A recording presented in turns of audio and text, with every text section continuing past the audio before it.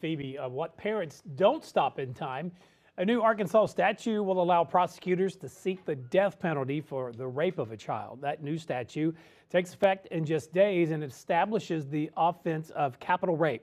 It stems from a Senate bill that was signed into law in the last legislative session. We're joined in studio with Gabriella Phelan. Gabby, this law is set to go into effect, as we said, in just days, but there's still plenty of questions about it. Doug, capital punishment for rape was found to be unconstitutional after a 2008 Supreme Court ruling. However, Arkansas legislators passed a law this year that's placing it back on the table. Right now, the maximum penalty for any kind of rape in Arkansas is life in prison. It's a major deterrent that state officials hope will protect children from being targeted. And the only thing I can compare it to is deciding whether somebody should be charged with capital murder. It's the potential to receive the death penalty for anyone convicted of raping a child 13 years of age and younger. It's called capital rape. The capital rape tool that the legislature has given us, that is a very deliberate process. And it should be, because you're dealing with somebody's life.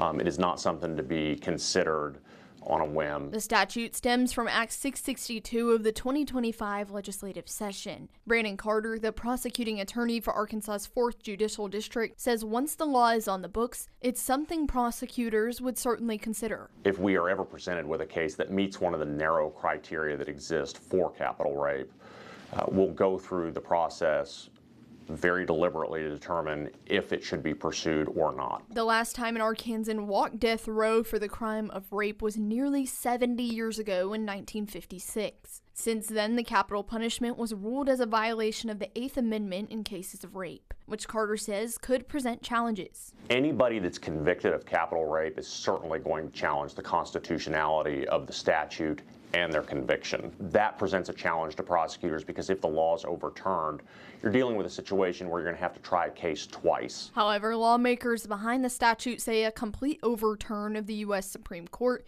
makes room for change. It was unusual because only 6 states at the time had this on their books. I'll also state that the only justices that still remain in the court from that time are the 3 justices who helped author the dissent.